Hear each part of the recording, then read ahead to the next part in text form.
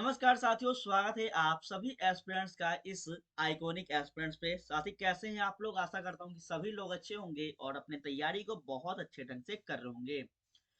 प्यारे साथी, आप सभी को बता दें कि अभी जो यह क्लासेस चलाई जा रही है, जो कि बिहार स्टेट को ध्यान में रखकर और आपका टीजीटी परीक्षा को ध्यान में रखकर चलाई जा रही है। क्योंकि यह जो आपका क्लासेस चलाए जा रहे हैं, आपका सामाजिक विज्ञान का यह क्लास है, जो कि आप सभी विद्यार्थी जो भी टीजीटी परीक्षा देना चाहते हैं, टीजीटी परीक्षा के माध्यम से क्लास 9th और 10th के शिक्षक बनना चाहते हैं, उन सभी विद्यार्थियों के लिए जो है यह आज का क्लास बहुत इंपॉर्टेंट होने वाला है। उससे पहले हम आपसे बात करना चाहेंगे कि आज का जो टॉपिक होगा वो क्या होगा। कुछ हम यहाँ पे बातें भी करेंगे कि यह जो चैनल है, इस चैनल की क्या विशेषता है, इस चैनल का अपना क्या सिद्धांत है, इन सभी चीजों पे। तो चलिए स्टार्ट करते हैं लेक्चर को। और हो सके तो लेक्चर को पूरा ध्यान से सुनिएगा, बहुत काम का चीज है और बहुत ही विस्तार से यहाँ पे चीजें समझाई जाती है।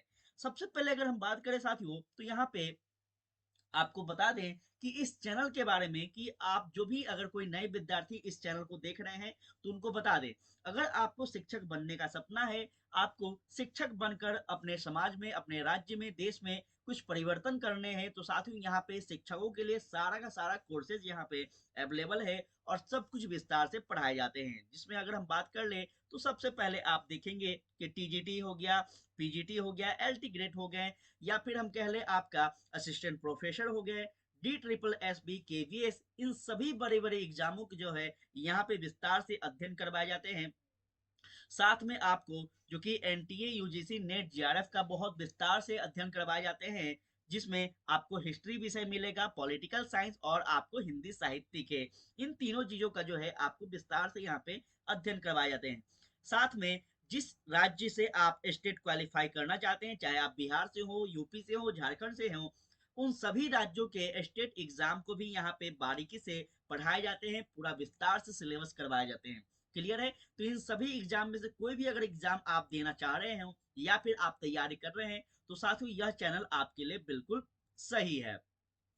चलिए आगे बढ़े, और क्या अपने बारे में जानना है तो साथियों याद रखेंगे, अगर आप सभी जो है मेरे बारे में जानना चाहते हैं, तो यहाँ आप मेरे बारे में भी जान सकते हैं कि मेरा क्वालिफिकेशन क्या है, कहाँ से हम पढ़े हैं और अब तक जो है कहाँ कहाँ पे हम अपना जो है योग्यता दे चुके हैं। इन सारे चीजों को आप यहाँ से मेरे बारे में जान सकते हैं। आगे बढ़े और चलिए अब पढ़ते हैं हम अपने टॉपिक की ओर। तो साथियों आज का जो अपना टॉपिक होगा यह बहुत ही इंपॉर्टेंट एक टॉपिक है, जिसके बारे में हम बात करें तो आप देखेंगे कि अमेरिका स्वतंत्रता संग्राम है।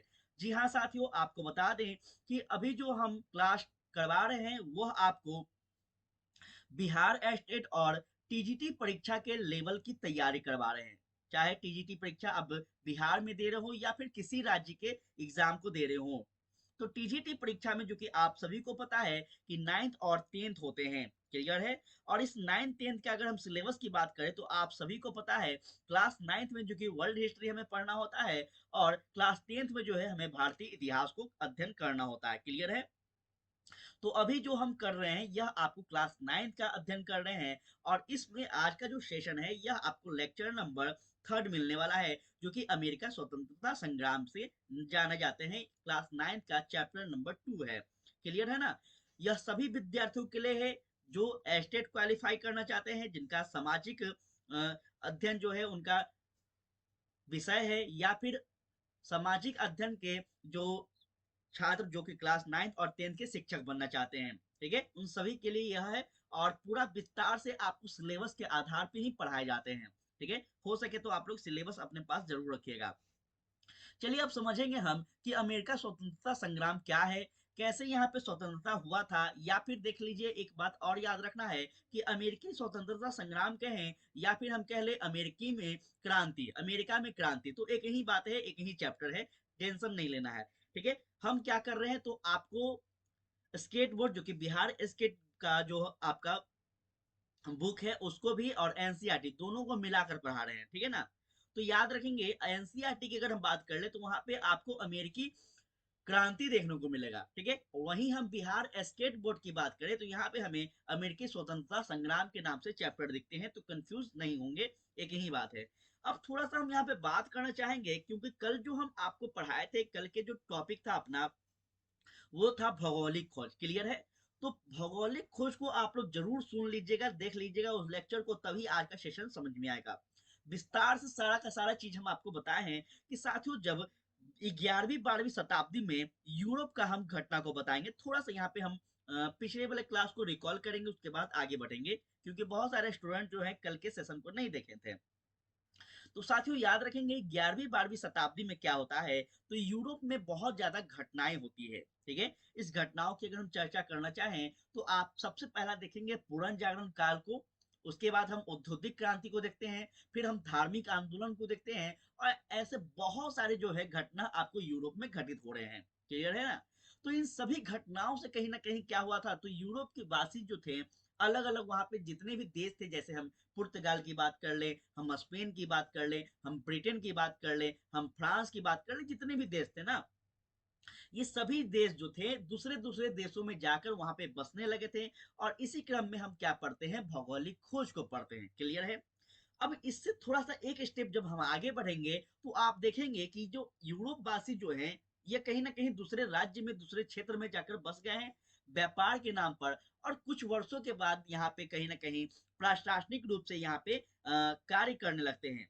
ठीक है, आर्थिक रूप से यहाँ पे कहीं ना कहीं वर्चस्व इनका स्थापित हो जाता है। और इसी क्रम में हम देखेंगे आपका अमेरिका का क्रांति को। ठीक है, अब हम बात करेंगे क्रांति क्या है, क्योंकि एनसीईआरटी में आपको क्रांति शब्द का जो है उल्लेख किया गया है। तो क्रांति क्या होता है? देखिए, कोई भी जो है क्रांति अचानक नहीं होते हैं, यह बात आपको याद रखना है। कोई भी क्रांति अचानक नहीं होते हैं।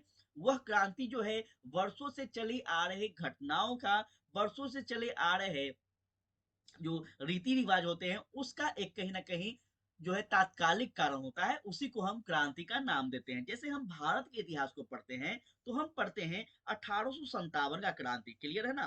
तो यह क्रांति भी क्या है, ऐसा नहीं कि भारत में 1857 में ही क्रांति होते हैं, भारत में भी बहुत पहले से ही क्रांति कहीं ना कहीं हो रहे थे। लेकिन उस क्रांति को हम क्रांति का नाम ना देकर आंदोलन कह लेते हैं। ठीक है, क्रांति तब होता है जब बहुत ज्यादा क्या होते हैं, बदलाव की मांग होता है, और संपूर्ण राष्ट्र में इसका कहीं ना कहीं जो है आपको एक जो है इसका असर दिखता है। इसी को हम क्रांति कहते हैं, आसान शब्दों में याद रखना है। अब बढ़ते हैं हम इस चैप्टर की ओर। उम्मीद है मुझे कि आपको थोड़ा सा हम यहाँ पे चीजें समझा पाए होंगे। अब आगे बढ़ते हैं। देखिए, कल के क्लास अगर आप लोग नहीं देखे होंगे तो प्लीज आप लोग देख लीजिएगा, बहुत ज्यादा इंपॉर्टेंट है। ध्यान दीजिएगा, हम यहाँ पे बात करेंगे विस्तार से। सेशन थोड़ा सा बड़ा हो सकता है, तो आप लोग ध्यान से सुनिएगा। हम 100% गारंटी देंगे, चाहे आप बिहार स्टेट की एग्जाम दो, या फिर टीडीटी लेवल का आप बिहार में एग्जाम दें, या फिर किसी भी राज्य में आप दें, 9th 10th के जो भी शिक्षक बनना चाहते हैं, आप आराम से यहाँ पे स्टडी कीजिए। जो भी हम करा रहे हैं इससे बाहर नहीं जाएगा, यह हम गारंटी देंगे। तो यहाँ पे अब चीजों को समझना है ध्यान से, क्योंकि यह जो लेक्चर है दोनों को ध्यान में रखकर चलाए जा रहे हैं। विश्व इतिहास में आधुनिक काल का आरंभ जिन घटनाओं के साथ जोड़ा जाता है, उसमें हम यूरोपीय देशों द्वारा 15वीं शताब्दी में नए समुद्री मार्ग की खोज को शामिल करते हैं, जो कि कल ही हम आपको पढ़ाए हैं। कब? तो 15वीं शताब्दी में क्या हुआ था, तो याद रखेंगे 1453 की हम अगर बात कर लें तो कल ही हम आपको बताए थे कि 1453 के समय में जो है यूरोप और भारत, खास करके भारत की हम बात करेंगे, ठीक ना, तो यूरोप और भारत जो है इनके साथ व्यापारिक संबंध जो है था। परंतु 1453 में होता क्या है, तो जो स्थल मार्ग थे ना, ये स्थल मार्ग, इस स्थल मार्ग पर किसी दूसरे साम्राज्य का, किसी दूसरे धर्मों का जो है यहाँ पे आधिपत्य हो जाता है। वह धर्म कौन था, तो आपको याद रखना है, वह जो धर्म है आपका तुर्क साम्राज्य के लोग थे। कौन थे? तो तुर्की लोग थे। इसका कहीं ना कहीं यहाँ पे क्या हो जाता है, तो आधिपत्य हो जाता है। कब? तो 1453 में, जिसका नाम क्या था, तो कुस्तुम था। ये सारे बात आप लोग को कल बता चुके हैं। तो यही पे यहाँ पे बात की जा रही है कि जब कुस्तुम का पतन हो जाता है, जब यहाँ पे तुर्कियों का कहीं ना कहीं आधिपत्य हो जाता है, अधिकार हो जाता है, तो जो यूरोप के लोग हैं, यह आपको पूर्वी देशों के साथ व्यापार करने के लिए, उनसे संपर्क करने के लिए बहुत ज्यादा परेशान होते हैं। और जब परेशान होते हैं तो याद रखना है आप सभी को कि जब भी हम परेशान होते हैं तो परेशानी में ही अक्सर जो है आपको बहुत सारे रास्ते भी दिखते हैं। इसी मार्गों में अगर हम बात करना चाहें तो आप देखेंगे कि 15वीं शताब्दी में जो है बहुत सारे नए नए मार्गों का खोज होता है। क्लियर है? ये सारा बात हम आपको कल ही बताए हुए हैं। तो साथियों इस नए नए मार्गों का जब खोज हो रहा है तो इसी क्रम में आप देखेंगे यूरोप में पुनर्जागरण काल होता है, क्योंकि समुद्र की जो लहरें थी, समुद्र में जो व्यापारिक लोग जाया करते थे, तो इतना आसान नहीं था वहां से जो है आपको मार्ग प्रशस्त करना। तो इस क्रम में जो है बहुत बड़े बड़े यंत्रों का आविष्कार होता है ताकि उनका जो मार्ग है वह सुलभ हो सके। क्लियर है? तो इन्हीं को हम पुनर्जागरण काल कहते हैं, औद्योगिक काल कहते हैं। अब समझिएगा यहाँ पे क्या घटना था बाद का। इसका उद्देश्य जो है यह आपको नए व्यापारिक मार्गों को विकसित करना था, जो कि हम पहले ही आपको बता चुके हैं। क्यों था? क्योंकि यूरोपीय देशों की अर्थव्यवस्था, व्यापार और वाणिज्य का माध्यम जो है यह समृद्ध बनाया जा सके, इसलिए था। क्लियर है ना? इसी क्रम में 1492 में एक बहुत इंपॉर्टेंट व्यक्ति है जिनका नाम है आपका कोलंबस।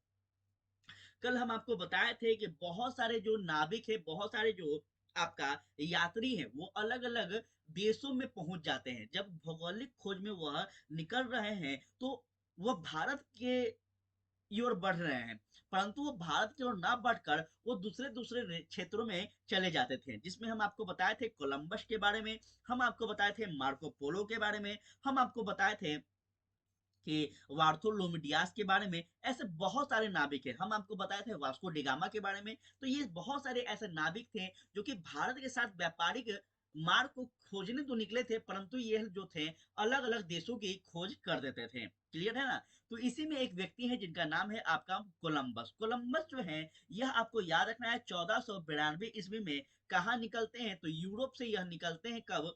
तो आपको याद रखना है पूर्वी देशों की खोज के लिए निकलते हैं, परंतु यह पूर्व में ना जाकर कहां पहुंच जाते हैं, तो पश्चिम में पहुंचते हैं, जहां पे एक अज्ञात देश इनको पता चलता है। वह देश कौन है आज वर्तमान में? तो अमेरिका का नाम उसको जाना जाता है। क्लियर है? तो ये आपको याद रखना है। इस अमेरिका को शुरुआत में क्या कहा गया था? तो कोलंबस के द्वारा इसे नई दुनिया के नाम से जाना गया था। क्लियर है? ये सारे बात आपको याद रखना है। नई दुनिया के नाम से जाना गया था। एक बहुत बड़े आपका नाविक है, यह भी आपको याद रखना है, जो कि यह भी क्या थे? तो आपको इतालवी जो है व्यापारी थे, जिनका नाम है आपका अमेरिगो वेस्पुच्ची। अमेरिगो वेस्पुच्ची की अगर हम चर्चा करें तो साथियों जो यह आपको कोलंबस है, कोलंबस के द्वारा जो है अमेरिका महाद्वीप की खोज की जाती है, परंतु इसको नए द्वीप के नाम से जाने जाते हैं। क्लियर है ना? तो याद रखेंगे 1503 ईस्वी के बाद जो है अमेरिका को अमेरिका कहने वाला जो व्यक्ति है वह कौन है? तो आपको याद रखना है अमेरिगो वेस्पुच्ची है। ये बहुत इंपॉर्टेंट है, ये क्वेश्चन आपसे पूछा जा सकता है। तो इनको भी आप लोग याद रखेंगे, क्योंकि इन्हीं के नामकरण पे आज वर्तमान में हम अमेरिका के नाम को जानते हैं। अब बात करें इनके बारे में तो अमेरिको वेस्पुच्ची ने इस वृहद भूखंड के बारे में विस्तृत जानकारी दी, ठीक है ना, सभी को। और वो कहते हैं कि यह जो है नई दुनिया नहीं है, बल्कि यह क्या है? तो अमेरिका के नाम से इसको जाना जाएगा। क्लियर है? तो ये सारे बात याद रखेंगे। धीरे धीरे यूरोपीय देशों ने इन क्षेत्रों में अपने उपनिवेश भी वसा लिए। साथियों याद रखना है उपनिवेश का तात्पर्य क्या होता है। तो हम जो आज का अपना टॉपिक है, यह टॉपिक क्या है? फ्रांस की आपका अमेरिका की क्रांति। तो उपनिवेश जो है यह क्या होता है? तो याद रखेंगे जब भी कोई शक्तिशाली राष्ट्र जो है वह एक कमजोर राष्ट्र पर शासन करने लगता है, उस पर राजनीतिक, आर्थिक और सामाजिक रूप से कहीं ना कहीं उस पर अधिकार कर लेता है, उसी को हम क्या कहते हैं? तो उपनिवेश कहते हैं। क्योंकि उपनिवेश कौन कौन था? तो आपका इस समय अमेरिका उपनिवेश हो गया था, आपका चाइना उपनिवेश हो गया था, आपका भारत उपनिवेश होता है। ये सभी जो है आपका उपनिवेश देश थे, किसके? तो आपका ब्रिटेन के। ठीक है ना? तो इन्हीं उपनिवेश नीतियों से छुटकारा पाने के लिए अमेरिका क्या कर रहा है? क्रांति कर रहा है, अपना आंदोलन कर रहा है, जिसको हम आज पढ़ रहे हैं। चलिए आगे बढ़ते हैं। उत्तरी अमेरिका में मुख्य रूप से फ्रांस और इंग्लैंड में क्या था? तो अपना वर्चस्व स्थापित किया था। देखिए हम कल ही आपको बताए थे कि यूरोप जो है बहुत सारे देशों से मिलकर बना है, लेकिन इसमें कुछ गिने चुने जो देश थे उनका कहीं ना कहीं आपको पुनर्जागरण काल में एक वर्चस्व स्थापित होता है, जिसमें हम बात किए थे कि सबसे पहले आपका इंग्लैंड आएगा, उसके बाद आपका फ्रांस आता है, पुर्तगाल आता है, डच आता है। तो ऐसे ऐसे कुछ 5-6 जो देश हैं आपका यूरोप का, यही कुछ देश थे जिनका वर्चस्व पूरे एशिया में, पूरे वर्ल्ड में सॉरी, आपको क्या था तो कायम था। ठीक है ना, तो इसको याद रखेंगे। हमने क्या बोला कि उत्तरी अमेरिका जो है, यह उत्तरी अमेरिका के मुख्य रूप से किसका क्षेत्र है, तो यह यहाँ पे फ्रांसीसियों का अधिकार था। क्लियर है। और दक्षिणी अमेरिका की अगर हम बात कर ले, तो दक्षिणी अमेरिका में इंग्लैंड का था। क्लियर है ना। अगर आपसे डिटेल में पूछ ले कि उत्तरी अमेरिका में किस क्षेत्र में फ्रांस का अधिकार था, तो यह भी आपको याद रखना है किस क्षेत्र में, तो साथियों कनाडा में। कहां पे, कनाडा में। क्लियर है, ये सारे बात याद रखेंगे क्योंकि आगे हम जब बताएंगे आपको तो ये सब आपको कनेक्ट करके पढ़ना है। चलिए आगे बढ़ते हैं। अभी बस हम आपको पृष्ठभूमि बता रहे हैं, ठीक है। सारा बताएंगे, कारण क्या था, इसका परिणाम क्या निकला, सब कुछ बताएंगे इस क्रांति का। पहले आपको कहानी समझना होगा।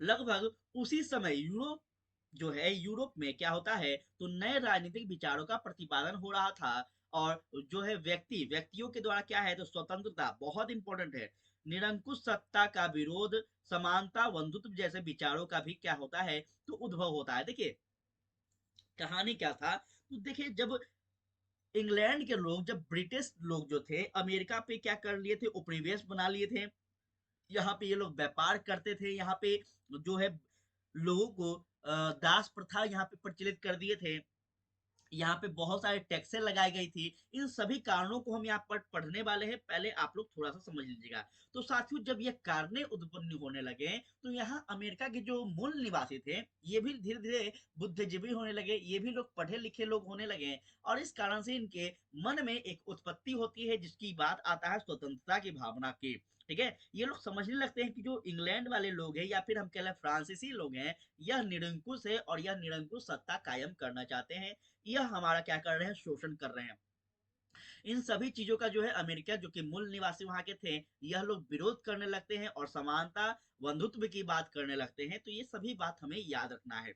जो कि अमेरिका क्या है, तो अमेरिका सबसे पहला आपको याद रखना है कि आधुनिक इतिहास में जो हम बात करें तो अमेरिका सबसे पहला ऐसा राष्ट्र है पूरे विश्व का जो कि एक राजतंत्र ना मानकर एक लोकतंत्र राष्ट्र बनेगा। क्लियर है ना, ये सारे बात याद रखना है। विश्व का सबसे पहला लिखित संविधान इसी के पास होने वाला है। ये सभी बात को हम पढ़ेंगे, ध्यान से रुकिएगा यहाँ पे। इंग्लैंड से अमेरिका की उपनिवेशिक भौगोलिक दूरी जो है, वहां के निवासियों एक का क्या था तो वैचारिक भिन्नता से धीरे धीरे एक ऐसी स्थिति उत्पन्न कर दी जो वैचारिक स्तर पर इंग्लैंड और उसके उपनिवेश में जो है वस्तुतः दो अलग अलग स्तरों पर आ गए। देखिए कहता क्या है, इंग्लैंड और अमेरिका जो है इन दोनों में जो उपनिवेशवाद थे तो काफी ज्यादा दूरी थी इन दोनों में। क्लियर है। अमेरिका जो है यह अलग महाद्वीप है, इंग्लैंड जो है इस यह जो है अलग महाद्वीप में है, यह यूरोप में पड़ता है। तो दोनों में दूरी काफी थे और इस कारण से क्या हो रही थी तो यूरोप के जो देश हैं यह अमेरिका पे कहीं ना कहीं अच्छे ढंग से पकड़ नहीं बना पा रहे थे। क्लियर है ना, तो ये भी बात आपको याद रखना है। जिस कारण से भी बहुत सारे इतिहासकारों के द्वारा, बहुत सारे विद्वानों के द्वारा कहा जाता है कि यह भी एक कारण था अमेरिकी स्वतंत्रता संग्राम का। चलिए और आगे बढ़ते हैं। उसी समय बदलती हुई आर्थिक व्यवस्था ने भी इन दोनों के बीच क्या किया रहा तो मतभेद बढ़ाया। धीरे धीरे उपनिवेशवाद जो है आपको इंग्लैंड के वर्चस्व से मुक्त होने के लिए अग्रसर होता है और इसी का परिणाम जो है हम क्या देखते हैं तो अमेरिकी स्वतंत्रता संग्राम को देखते हैं। ठीक है, इतना तो हम पृष्ठभूमि को समझे हैं। अब हम कारण को समझेंगे कि अमेरिकी स्वतंत्रता संग्राम जो है यह वास्तविक में क्यों क्या हुआ, इसके कारण क्या थे। अचानक हम क्या आपको बोले कि अचानक भी कोई संग्राम नहीं होता है, अचानक कोई क्रांति तो होता नहीं है। वर्षों से चले आ रहे हैं रीति रिवाज, वर्षों से चले आ रहे कोई कानून जो है, इसके विरोध में ही कोई ना कोई व्यक्ति जो है वह क्रांति का रूप लेता है। ठीक है, चलिए समझते हैं क्या कारण था एक एक करके। तो साथियों याद रखेंगे अमेरिकी स्वतंत्रता संग्राम में विश्व इतिहास का की मुख्य जो एक महत्वपूर्ण घटना है जिसकी निम्नलिखित बातों की हम बात करेंगे जो कि एक एक करके चलिए देखते हैं क्या है। बहुत इंपॉर्टेंट यह सेशन आप सभी के लिए है, यकीन मानिए इतना विस्तार से आपको फ्री क्लासेस तो यूट्यूब पे कहीं नहीं मिलेगा, ये हम गारंटी देंगे क्योंकि हम भी कहीं ना कहीं देखकर, हम भी कहीं ना कहीं पढ़ कर ही आते हैं। तो आप लोग भरोसा कीजिए, टीजीटी हो, पीजीटी हो या फिर आप स्टेट दे रहे हो या हम बात करें नेट जीआरएफ दे रहे हो, कोई भी एग्जाम आप दे रहे हैं जहाँ पे आपका इतिहास विषय है, राजनीतिक शास्त्र है या फिर हिंदी साहित्य है, विस्तार से आपको हर चीज यहाँ पे अध्ययन करवाए जाएंगे। तो आप लोग बस सेशन से जुड़े रहें, हो सके तो सेशन को लाइक किया करिए और थोड़ा सा लोगों तक जरूर पहुंचाया करें, ताकि हमें भी थोड़ा सा मोटिवेशन मिलता रहे। चलिए अब समझते हैं इन कारणों को। और किसी भी प्रकार का आप सभी का क्वेरी हो, कोई भी टॉपिक छूट गया हो, कोई चीज और नया चीज जानना हो, तो आप लोग कमेंट बॉक्स के माध्यम से बता दें, हम उन चीजों को भी अवश्य ही पूरा करेंगे। चलिए समझते हैं यहाँ पे। साथियों, उपनिवेशों में राजनीतिक स्वतंत्रता का जो अभाव था, क्या था सबसे पहला कारण, जो कि सबसे, आप लोग भी ऐसे ही पॉइंट वाइज जो है अपने नोट को बनाएंगे तो बहुत अच्छा रहेगा आने वाले समय में। क्योंकि आप लोग देखे होंगे बीपीएससी शिक्षक भर्ती फेज 1 की बात कर ले, फेज 2 की बात कर ले, तो काफी ज्यादा टफ क्वेश्चन था।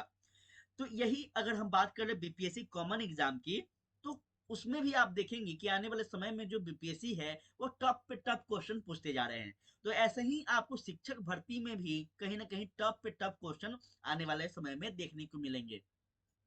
तो इसलिए हम आपको बता रहे हैं कि विस्तार से हर चीज को पढ़िएगा। और जो 2.0 बीपीएससी शिक्षक भर्ती का पेपर हुआ था, इसमें बहुत सारे ऐसे क्वेश्चन थे जो कि डायरेक्ट आपको एनसीईआरटी और स्टेट बोर्ड के जो है आपको लाइन उठाकर पूछ दिया था। इसीलिए हम आपको बता रहे हैं कि पहले बेसिक को जरूर आप लोग बरियार कीजिए, फिर आप लोग स्टैंडर्ड बुक पे जाए। चलिए, अमेरिकी उपनिवेशों में अधिकांश जो है अंग्रेज लोग थे, जिन्होंने इंग्लैंड की संसदीय व्यवस्था में एक विधि विधान को देखा था। मोस्ट इंपॉर्टेंट है, इसको जरूर अंडरलाइन कीजिएगा। कहता है अमेरिकी उपनिवेश में जो है यह अधिकांश लोग कौन थे, तो अंग्रेज थे। क्यों? क्योंकि जो हम बता ही दिए आपको कि जब कोलंबस के द्वारा जो है आपको अमेरिका की खोज की जा रही है, तो यहाँ पे आपको याद रखना है, कनेक्ट करके पढ़िएगा तो बहुत फायदा होगा। तो होता क्या था कि जो कोलंबस जिस क्षेत्र का वह खोज कर रहा है, थोड़ा सा यहाँ पे चलिए देखिएगा, ये ऐसे हम समझाने के लिए प्रयास कर रहे हैं। तो एक मानकर चलिए आपको ये उत्तरी अमेरिका है, तो यह वाला जो बेल्ट है यहाँ तक कोलंबस पहुंचता है। क्लियर है ना? तो यह वाला जो क्षेत्र है यहाँ पे याद रखना है, लगभग 13 बस्तियों का जो है आपको 13 बस्तियों में यहाँ पे फैले हुए थे क्षेत्र, जो कि आपको याद रखना है। इन 13 बस्तियों को जो है विभाजन किया गया था इतिहासकारों के द्वारा। और ये जितने भी 13 बस्ती हैं यह क्या थे, तो सारे के सारे अंग्रेज लोग थे, जो कि अलग अलग क्षेत्रों में यहाँ पे बसे हुए थे। कोई शिल्पकार थे, कोई उद्योगपति थे, कोई यहाँ पे व्यापारी थे, तो इस प्रकार से कोई धर्म के पुरोहित थे। तो इस प्रकार से जो है अलग अलग चीजों के लोग थे जो कि यहाँ पे बस गए थे। क्लियर है ना? ये सभी लोग, और इन्हीं के द्वारा जो है आपको यहाँ पे अमेरिका में कहीं ना कहीं उपनिवेशवाद बना दिया जाता है। इन्हीं के द्वारा जो है यहाँ पे मूल निवासी जो अमेरिका वाले हैं इनके साथ शोषण किया जाता है, इनको बहला फुसला कर इनसे कार्य करवाए जाते थे। तो ये सभी बातों को याद रखना है।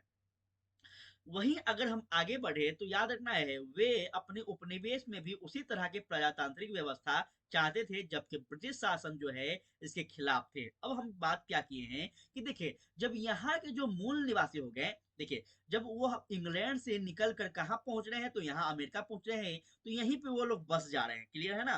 तो यहाँ के मूल निवासी बन गए हैं कौन, तो अलग अलग वर्ग के लोग, जैसे शिल्पकार हो गए, पुरोहित हो गए आपका, ठीक है, ये सारे के सारे लोग, बुद्धिजीवी लोग, उद्योगपति लोग। तो यही जो है अमेरिकी संसद में क्या है, तो अमेरिकी संसद जो है, अमेरिकी के जो लोग हैं वह जो है आपको इंग्लैंड के संसद में भी कभी कभी बैठा करते थे, क्योंकि यह मूल निवासी आपको अमेरिका के भी थे और इंग्लैंड के भी कुछ लोग थे। क्लियर है ना? यहाँ पे बातों को समझाने हैं हम। तो साथियों याद रखेंगे कि यह जो है दूसरे क्षेत्रों से उस व्यवस्था को देख कर आते थे, और यह लोग सोचते थे कि मेरे देश में भी ऐसा व्यवस्था होना चाहिए। इसी को देखते देखते जो है क्या होता है कि एक समय आता है कि जो अमेरिका के लोग हैं यह कहीं ना कहीं इंग्लैंड के खिलाफ, ब्रिटिश के खिलाफ जो है आपको संघर्ष छेड़ देते हैं, आपको जो है उनके खिलाफ विद्रोह छेड़ देते हैं। और ये लोग मांग करते हैं कि जो अपना अमेरिका है इसमें भी प्रजातंत्र होनी चाहिए। क्लियर है ना? आगे बढ़ते हैं। उपनिवेशवाद के गवर्नर जो है आपको इंग्लैंड के राजा द्वारा मनोनीत किए जाते थे, जिसकी उसको हम विशेष अधिकार प्राप्त थे, यह भी आपको याद रखना है। ठीक है ना? जो कि हम भारत के इतिहास को भी पढ़ेंगे तो देखेंगे आपको, गवर्नर हो गया, गवर्नर जनरल हो गया, वायसराय हो गया, इन सभी को पढ़ते हैं। तो ये आपको शुरुआत से ही देखने को मिलता है। कब? तो खास करके अगर हम भारत की परिप्रेक्ष्य में बात करें, तो यह आपको 1773 की जो है रेगुलेटिंग एक्ट, यहाँ से हमें देखने को मिलता है कि भारत में जो है गवर्नर और उप गवर्नर की व्यवस्थाएं होती है। ठीक है, यहाँ हम अमेरिका के इतिहास को पढ़ रहे हैं, तो यहाँ पे भी यह व्यवस्था था, जो कि आपको याद रखना है, यह गवर्नर जो होते थे, यह उत्तरदायी किसके होते थे, तो इंग्लैंड के राजा या फिर हम कह लें महारानी के होते थे। चलिए आगे हम बढ़े, तो यही जो कारण है आपको क्या था, तो यही कारण जो है आपको उपनिवेशिक से प्रति उदारवादी नहीं थे, उत्तरदायी नहीं थे, और इसी कारण से संघर्ष की स्थिति बनने लगती है। यह उत्तरदायी किसके हैं, तो हम आपको बता दिए राजा के हैं, ना कि उपनिवेशवासियों के हैं। उपनिवेशवासियों को शासन को योग्य नहीं माना जाता था, और जिसके कारण है उन्हें भी भारी असंतोष होते थे। देखिए, उपनिवेशिक जो क्षेत्र के लोग हैं, इनको योग्य नहीं माना जाता था, इनको कहीं ना कहीं आप घृणा की दृष्टि से देखा जाता था, किसके द्वारा, तो ब्रिटिश के द्वारा। ठीक है, जिस कारण से कहीं ना कहीं ये लोग विद्रोह छेड़ते हैं, महत्वपूर्ण कारण है, ये सभी याद रखेंगे। आगे बढ़े, देखिए यहाँ पे एक एक करके हम आपको कारण भी बताएंगे। अमेरिकी स्वतंत्रता संग्राम का जो यह कारण है, आप लोग हो सके तो स्क्रीनशॉट ले लीजिएगा। पहला कारण, उपनिवेश में राजनीतिक स्वाधीनता का अभाव, जो कि हम लोग देख ही चुके हैं। उसके बाद मध्यम वर्ग का उदय होता है, भौगोलिक दूरी, धार्मिक एवं सामाजिक व्यवस्था में मतभेद, सप्त वर्षीय युद्ध का प्रभाव, जो कि सबसे महत्वपूर्ण कारण है, यह आपको याद रखना है। सब एक एक करके हम बात करने वाले हैं इस सेशन में। प्रगति विरोधी आर्थिक नीति, लेखकों एवं प्रचारों की भूमिका, और जॉर्ज तृतीय का निरंकुश नीति, जो कि याद रखेंगे। साथ में कुछ तात्कालिक कारण भी थे, ठीक है ना, जिसको हम वो बोस्टन चाय पार्टी के नाम से जानते हैं। देखिए, हम शुरू में ही बोले हैं कि क्रांति हो तो क्रांति अचानक नहीं होता है, क्रांति जो होता है वर्षों से चले आ रहे हैं रीति रिवाज, वर्षों से चले आ रहे क्रियाकलाप के कारण होते हैं, लेकिन कुछ तात्कालिक कारण होते हैं, जो कि आग में घी डालने का काम करता है। तो इस तात्कालिक कारणों को भी हम समझेंगे। क्लियर है, ये सारे पॉइंट को आप लोग जरूर नोट कर लीजिएगा। पूरा डिटेल में हम बात करने वाले हैं अमेरिकी स्वतंत्रता संग्राम के बारे में। साथियों, हो सके तो यह सेशन आपको 2 लेक्चर में भी मिल सकते हैं, तो बेफिक्र रहिए। टाइमिंग का इशू कोई नहीं है यहाँ पे, बस सेशन बेहतर होना चाहिए, कॉन्सेप्ट क्लियर होना चाहिए। ठीक है, चलिए आगे बढ़ते हैं। अब हम बढ़े आगे, तो एक एक करके समझेंगे। सबसे पहला, भौगोलिक दूरी। ठीक है, सबसे पहला पहला कारण जो हम आपको बता दिए। दूसरा कारण है भौगोलिक दूरी। इंग्लैंड और अमेरिका की भौगोलिक दूरी जो है काफी अधिक थी, जो कि हम शुरू में ही आपको बताइए। दोनों जो है क्षेत्र अटलांटिक महासागर के दो अलग अलग छोर पर स्थित थे, क्योंकि उस समय यातायात और संचार की जो साधन थे, इसका काफी ज्यादा अभाव था। इस कारण से भी जो ब्रिटेन के लोग थे, यह अमेरिका पर अपना वर्चस्व स्थापित करने में कमजोर होते हैं। क्लियर है ना, चलिए आगे बढ़ते हैं और समझते हैं। साथियों, तीसरा बिंदु है धार्मिक एवं आपका सामाजिक व्यवस्था में मतभेद। यह क्या है, देखिए होता क्या है, यहाँ कहानी समझाते हैं, फिर हम इस थ्योरी पे बात करेंगे। तो धार्मिक और सामाजिक व्यवस्था जो है, इसमें मतभेद होता है। कैसे होता है साथियों, जब हम आपको कल के सेशन पढ़ाए थे भौगोलिक खोज में, तो हम आपको कारण बताए थे। उस कारण में हम यह भी बताए थे कि जो यूरोप है, यहाँ पे जो है आपको किसका यहाँ पे शासन था, तो साथियों यहाँ पे आपको जो है फादर, जिसको हम फादर कहते हैं, जो कि कौन होते हैं, तो चर्च के प्रमुख होते हैं, जो कि अपने धर्मों में हम पुरोहित कहते हैं। तो ये जो फादर थे, जो कि कैथोलिटिस्ट हुआ करते थे, इनको कहीं ना कहीं धार्मिक प्रमुख माना गया है। और जब इनके द्वारा जो है बहुत सारे धर्मों में, देखिए धर्म जो है, हर धर्म में कहीं ना कहीं बहुत कुछ ना कुछ अपवाद होते हैं। हर धर्म में कुछ ना कुछ कहीं ना कहीं जो है आपको पाखंडवाद, आपको जो है हम कह लें अंधविश्वास देखने को मिलता है। तो जब यूरोप में पुनर्जागरण काल हो रहा था ना, तो वहां पे हम आपको पहले ही बता दिए हैं कि यहाँ पे साइंस का दुनिया बढ़ गया था, औद्योगिक क्रांति हो रहे थे, तो बहुत सारे जो लोग हैं इस पाखंडवाद को, इस अंधविश्वास पे भरोसा नहीं कर रहे थे। क्लियर है, यह आपको याद रखना है। तो साथियों, जब नहीं कर रहे थे, तो जो यहाँ यूरोप के जो धार्मिक पुरोहित लोग थे, जो धर्म के प्रमुख लोग थे, यह कहाँ जाने लगे, तो यह आपको अमेरिका जाने लगे। क्लियर है, और अमेरिका जब जाने लगते हैं, तो यहाँ पे क्या होता है, तो यहाँ पे अपने धर्म के प्रचार प्रसार करने लगते हैं। फिर यहाँ पे भी इंग्लैंड के बहुत सारे लोग थे, जिसमें क्या होता है, तो इन दोनों धर्मों में, इनमें कहीं ना कहीं टकराव उत्पत्ति होती है। चलिए एक एक करके चीजों को समझते हैं आसान शब्दों में। अमेरिकी उपनिवेश जो है एवं ब्रिटेन के बीच जो है धार्मिक एवं सामाजिक स्तर भी मतभेद देखने को मिलता है। जहां एक और ब्रिटिशवादी जो है आपको क्या है तो याद रखना है, एंग्लिकन एंग्लिकन मत को मानते थे, वहीं हम बात करें तो चर्च के आधिपत्य में विश्वास करते थे। ठीक है, तो दूसरी ओर जो है अमेरिका जो कि जनता क्या है तो जनता जो है आपको कौन सी धर्म को मान रहा है तो प्यूरिटिन धर्म को मान रहा है, प्यूरिटिन मतावली को मान रहा है, अर्थात यह जो है ईसाई मिशनरी को मान रहे हैं और यहाँ पे जो है कुछ सामंतवादी चीजों को मानने का प्रयास किया जा रहा है। अब दोनों धर्मों में टकराव की उत्पत्ति होगी। जब भी दो धर्म टकराएंगे तो साथ ही 100% याद रखना है आपको कि यहाँ पे आपको क्रांति जो है होगा ही होगा। क्यों? देखिए, किसी भी व्यक्ति के साथ अगर आप किसी भी प्रकार का शोषण कर ले तो वो व्यक्ति बर्दाश्त कर सकता है, लेकिन जब उसके धर्म पे बात आए तो वो बर्दाश्त नहीं करता है। और बिल्कुल ऐसा ही अपने भारत में के इतिहास में भी होता है। भारत के इतिहास को भी हम जब पढ़ते हैं तो हम देखते हैं कि बहुत सारे ऐसे जो है भारतीय जिन पर शोषण होता है वो बर्दाश्त करते हैं, लेकिन जब ही हम आपको देखते हैं कि जो पाश्चात्य सभ्यता, पाश्चात्य संस्कृति का उत्पत्ति बढ़ने लगता है, भारत में उद्भव बढ़ने लगता है, तो यहाँ के जो बहुत सारे बुद्धिजीवी वर्ग के लोग हैं ये कहीं ना कहीं इसका विद्रोह कर देते हैं। ठीक है ना, तो ये सारी बात हमें समझते चलना है।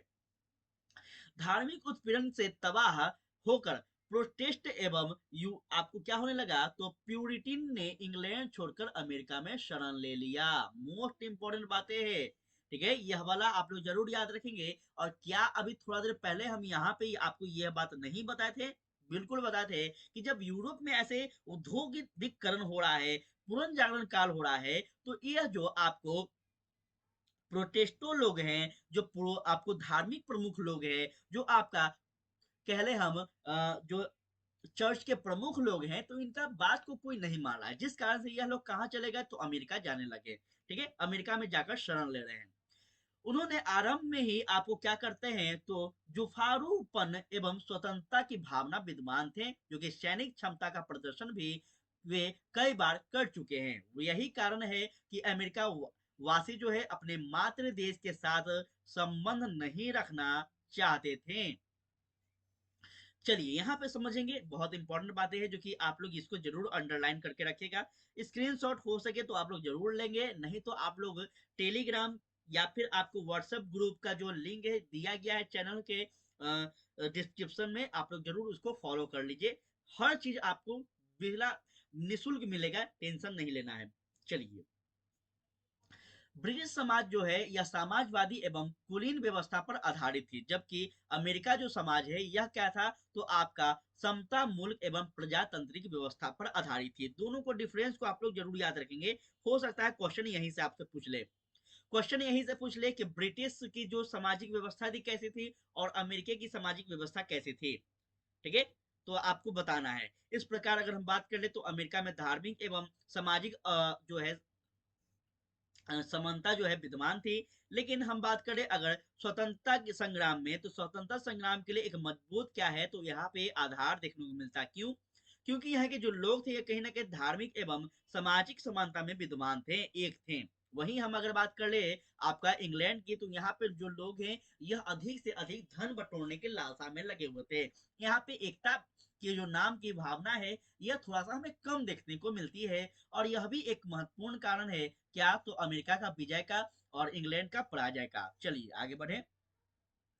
चौथा कारण है साथियों आपका सप्तवर्षीय युद्ध। यह क्या है सप्तवर्षीय युद्ध? तो साथियों जब हम क्लास 10th का हिस्ट्री को पढ़ेंगे तो अच्छे से वहां पे आपको समझाएंगे कि जब हम पढ़ते हैं आपका यहाँ पे थोड़ा सा समझ लीजिएगा, फिर हम आपको कहानी बताएंगे। देखिए, सप्तवर्षीय युद्ध जो है यह आपको इंग्लैंड और फ्रांस के बीच में चलते हैं। कब से कब? तो 1776 से 1763 तक। जरूर याद रखेगा इसको, बहुत इंपॉर्टेंट है। किसके बीच? तो इंग्लैंड और फ्रांस के बीच। देखिए, सप्तवर्षीय युद्ध कहाँ चल रहा है तो आपको यूरोप में चल रहा है। क्यों चल रहा है? तो यूरोप में एक देश है, यूरोप में एक देश है जिसका नाम है आपका क्या तो ऑस्ट्रिया। ऑस्ट्रेलिया जो आज वर्तमान में, इसको मत लीजिएगा, ऑस्ट्रिया इसको कहा गया है। तो यह ऑस्ट्रेलिया जो है यहाँ पे क्या हुआ तो यहाँ पे उत्तराधिकारी के लिए जो है युद्ध चल रहे थे। किसके बीच? तो आपको बता दें, आपको जो है फ्रांस और इंग्लैंड के बीच चल रहे थे। तो इसका प्रभाव जो है उन सभी क्षेत्रों पर दिखता है जहां पे इंग्लैंड और आपका फ्रांस के जो है कंपनियां विद्यमान थी। जैसे हम आपको अमेरिका के बता दें, आपको हम भारत की बात कर ले तो यह भी आपको बता ही चुके हैं कि यह भी क्या थे, तो आपको इंग्लैंड और फ्रांस के उपनिवेशिक देश थे। तो यहाँ पे भी जो है युद्ध है चलते हैं। तो ये बात आपको याद रखना है कि जब यूरोप में आपका सप्तवर्षीय युद्ध चल रहे हैं तो उसी समय आपको इंग्लैंड में भी युद्ध, आपको अमेरिका में भी युद्ध हो रहा है और आपके अपने भारत में भी हो रहा है। ठीक है, जो कि भारत में हम इसे युद्ध को किस नाम से जानते हैं, तो कर्नाटक की युद्ध से नाम से जानते हैं। किस युद्ध से, तो कर्नाटक। चलिए, तो ये सारी बात आपको याद रखना है कर्नाटक की युद्ध के बारे में। चलिए, जो कि हम आगे पढ़ेंगे, टेंशन नहीं लेना है। अब हम बात करते हैं यहाँ पे इस युद्ध के से पूर्व उपनिवेशिक जो आपका इंग्लैंड से घनिष्ठ रूप से जुड़े हुए थे, क्योंकि वे कनाडा में फ्रांसीसियों क्या थे, तो विरुद्ध अकेले ही रक्षा करने में असमर्थ थे। हमने अभी थोड़ा देर पहले क्लास की शुरुआत में ही बताया कि जो अमेरिका है, यहाँ अमेरिका पे दो देशों का उपनिवेश है। एक पहला फ्रांसीसी का, जो कि फ्रांसीसी का आपका उत्तरी अमेरिका के कनाडा में जो है इसका क्षेत्र था, और दक्षिणी अमेरिका में जो है आपको ब्रिटिश का जो है यहाँ पे अधिकार था। क्लियर है, तो ये सारे बात याद रखना है। आगे बढ़े, यहाँ समझते हैं। उपनिवेशवादियों जो है एकमात्र लक्ष्य इंग्लैंड को बेदखल करना चाहते थे। क्लियर है ना। देखिए, हम क्या बताए थे शुरुआत में ही कि देखिए ये जितने भी यूरोप, कल का सेशन इसीलिए बोल रहे हैं हम कि आप लोग जरूर देखिए, यूरोप के जितने भी अलग अलग देश के जो लोग जो है आपको भौगोलिक खोज में निकल रहे हैं, तो जहां भी वो पहुंच रहे हैं वह अपना व्यापार को मजबूत करने में पड़े हुए हैं, और वो चाहते हैं कि उनका जो मार्केट है, उनका जो व्यापार है कमजोर ना हो, कंपटीशन ना बढ़े, इसलिए जो है दूसरे देश के लोगों को यहाँ पे घुसने नहीं दे रहे हैं। ठीक है ना। इसी क्रम में हम देखते हैं कि फ्रांसीसी और आपको इंग्लैंड के बीच जो है हमेशा प्रतिस्पर्धा देखने को मिलते हैं। ठीक है, तो ये सारे बात आपको याद रखना है। चलिए आगे बढ़ते हैं। इस युद्ध पर टिप्पणी करते हुए प्रोफेसर पोलार्ड ने कहा, क्या कहा, तो कहते हैं फ्रांस की पराजय में जो है अमेरिका वासियों की स्वतंत्रता की इच्छा में को भड़काया, जो कि मोस्ट इंपॉर्टेंट है। वेरी वेरी इंपॉर्टेंट ये वाला लाइन है, जो कि डायरेक्ट आपसे पूछ लेगा कि फ्रांस की पराजय में अमेरिका वासियों की स्वतंत्रता की इच्छा को भड़काने का जो कथन है, यह किस विद्वान का है, तो साथियों यह आपका प्रोफेसर पोलार्ड का है। ठीक है, ये आप लोग जरूर याद रखेंगे, बहुत इंपॉर्टेंट है। क्यों, देखिए भावना क्या था यहाँ पे, यह कहानी को हम समझाएं तो याद रखेंगे। इंग्लैंड वासी की अगर हम बात कर ले, एक सेकेंड, आपको अमेरिका वासी की हम बात कर ले या फिर हम भारतीयों की बात कर ले, तो भारत के लोग हो चाहे फिर अमेरिका के लोग हो, तो इन सभी के मन में एक ही भावना था कि जो इंग्लैंड है, जो आपका ब्रिटिश लोग है, इसको यह जो है आपको क्या है, तो विजय है, इसको कोई पराजित नहीं कर सकता है। ठीक है, यह भावना था। यह भावना खंडन कब होता है कि जब इंग्लैंड जो है यह आपको अब फ्रांसीसियों से युद्ध में पराजित हो रहे हैं, तब यह कहीं ना कहीं दूसरे जो आपको अमेरिका वासी हो या फिर हम कह लें भारतीय हैं, इसमें एक आत्मबल बढ़ता है कि जो ब्रिटिश लोग हैं ये कहीं ना कहीं अजय नहीं है, इनको भी पराजित किया जा सकता है। ठीक है ना, तो ये भी आपको याद रखना है। यही कारण था जो कि एक हम देखते हैं आपको अमेरिकी स्वतंत्रता संग्राम के रूप में। तो बहुत सारे कारण हैं, इन हर एक कारण को आप लोग जरूर याद रखेंगे। आगे बढ़े तो नेक्स्ट हम समझते हैं यहाँ पे क्या है और कारण। देखिएगा, अब आपका पांचवा कारण है जिसका नाम है प्रगति विरोधी आर्थिक नीति। यह प्रगति विरोधी आर्थिक नीति क्या है, इसकी अगर हम चर्चा करने चले तो ध्यान दीजिएगा यह क्या है, उस पर हम बात करते हैं। एक सेकेंड, थोड़ा सा आप लोग रुक जाइएगा, 1 मिनट की हम टाइम लेंगे। थोड़ा सा क्या कहता है प्रगति विरोधी आपका जो है धार्मिक नीति, यह क्या है, इस पे हम अगर बात करें। चलिए, तो साथियों सबसे गंभीर मतभेद आपका आर्थिक कारणों से ही उत्पन्न होता है। ठीक है ना, ये बहुत इंपॉर्टेंट है। जब किसी भी व्यक्ति पर आर्थिक रूप से कमजोर हो, आर्थिक रूप से उस पर शोषण किया जाए, तभी क्या होता है, वह क्रांति करते हैं, तभी वह विद्रोह करते हैं। जो कि हम भारत में भी देखेंगे तो बहुत सारे क्रांति है, जो कि हम बिरसा आंदोलन देखेंगे, हम आपको चुआर आंदोलन देखेंगे, हम आपको लोटा आंदोलन देखेंगे, हम आपको संथाल आंदोलन देखेंगे, हम आपको बहुत सारे ऐसे आंदोलन है। तो ये सभी जो है आपको क्यों हुआ था, जब आर्थिक रूप से उन पर शोषण किए जा रहे थे। क्लियर है, चलिए समझिएगा एक एक कारण को। हम अमेरिका स्वतंत्रता संग्राम की बात यहाँ पे कर रहे हैं। उपनिवेशवाद का बुनियादी सिद्धांत यह था कि उपनिवेशों की आर्थिक शोषण एवं उनके संसाधनों का दोहन का अधिक जो है अधिकार मात्र देश को दिया जाए। मोस्ट इंपोर्टेंट है। देखिए, अमेरिका वासी जो लोग थे उनका कहना क्या था? उनका कहना था कि जो उपनिवेशवाद के जो यहाँ के लोग रहने वाले हैं, उनका यह मानना था कि यहाँ पे जो संसाधन है इनका दोहन किया जा रहा है। मोस्ट इंपॉर्टेंट लाइन है, इसको जरूर याद रखिएगा। इसका दोहन किया जा रहा है। और यह आपको पता ही होगा कि साथियों, चाहे हम ब्रिटेन की बात कर ले या फिर हम फ्रांसीसी की बात कर ले, तो ये लोग क्या करते थे, तो दूसरे दूसरे देशों में जाकर वहां पे व्यापार किया करते थे और यहाँ से कच्चे माल को ले जाकर वह अपने देशों में ले जाकर क्या करते थे, तो वहां पे एक नए नए प्रकार की जो है आपको वस्तुओं का निर्माण किया करते थे। जो कि हम आपको बता ही दिए हैं कि यूरोप में इस समय आपको पूरा औद्योगिक क्रांति चलाए जा रहे हैं। तो इस औद्योगिक क्रांति में जब भी उद्योग का निर्माण होगा, जब भी आपको नए नए जो है वस्तुओं का निर्माण होगा, तो उसके लिए कच्चा माल भी चाहिए। और यह कच्चा माल की जो पूर्ति है आपको कहाँ से किए जा रहे हैं, तो यही अमेरिका से किए जा रहे हैं, भारत से किए जा रहे हैं, चाइना से किए जा रहे हैं। ठीक है। तो इस कारण से कहीं ना कहीं यहाँ के जो मूल निवासी हैं वो कहीं ना कहीं इस चीज को देखकर क्रोधित होते हैं, इसका विरोध करते हैं, क्योंकि इनका जो खनिज संसाधन है यह इसका दोहन हो रहा था। और जितने भी माल है बाहर से बनकर आ रहे हैं और यहाँ पे अधिक टैक्स लगाकर बेचे जा रहे थे। ये सभी बात आपको याद रखना है। ठीक है, चलिए आगे और चले हम, ध्यान दीजिएगा। दूसरी ओर हम अगर बात कर ले तो आपका उपमुक्त व्यापार की धारणा जो है क्या है, तो उन्मुक्त जो व्यापार है इसकी धारणा जो है विकसित हो रही थी, जिसमें राज्य द्वारा व्यापार को नियंत्रित करने का जो है विरोध किया जा रहा था। अब यहाँ के हम बात करें तो अमेरिका का जो व्यापारी लोग थे, जो वहाँ के मूल व्यापारी थे, इनकी जो वस्तुएं थे इस पर अधिक कर लगाए जा रहे थे ताकि वो बिक ना पाए। मोस्ट इंपोर्टेंट कहानी है, इसको जरूर आप लोग लिखेंगे। जो अमेरिका के जो मूल निवासी है या फिर हम कह लें मूल यहाँ के जो व्यापारी लोग हैं अमेरिका के, इनके द्वारा जो वस्तुओं का निर्माण किया जा रहा है, इनके द्वारा जो वस्तुओं का निर्माण किया जा रहा है इस पर टैक्स क्या है वो तो अधिक लगाए जा रहे हैं। क्लियर है, ताकि यह जो वस्तु है बिक ना सके। और जो इंग्लैंड से वस्तुएं बनकर आ रहा है या फिर फ्रांस से बनकर आ रहा है, इस पर जो टैक्स है यह कम लग रहा है, ताकि जो कम दाम में बिकेगा तो सभी लोग इसको खरीदेंगे। यह नीति किसका था, तो आपको अंग्रेजों का था, फ्रांसीसियों का था। इस कारण से भी यहाँ के लोग कहीं ना कहीं एक विरोध करेंगे। चलिए और क्या है, इस सिद्धांत के अनुसार उपनिवेशियों ने अपने व्यापार एवं अन्य क्रियाकलापों में इंग्लैंड के हस्तक्षेप में क्या करने तो नापसंद करने लगते हैं। अंततः उपनिवेशवाद में विकसित हो रहा मध्य वर्ग का इंग्लैंड को कुलीन वर्षीय जो शासन है इसका अंत चाहते थे। जो कि ये सारी बात आपको याद रखना है। एक एक बात याद रख रहे हैं, आपको बता रहे हैं। एनसीईआरटी और स्टेट बोर्ड को आप लोग जरूर पढ़िए। 100% इस बार पेपर देकर दिखेगा, बहुत ज्यादा परिवर्तन आपको मिलेगा। साथ में साथियों आगे हम जब ये पूरा हम आपको थ्योरी क्लास करवा देंगे तो हम आपको चैप्टर वाइज जो है ऑब्जेक्टिव भी लाएंगे। साथ में आपको जो है ऑब्जेक्टिव लाएंगे और क्या लाएंगे, तो आपको पीवाईक्यू प्रीवियस ईयर क्वेश्चन भी करवाएंगे।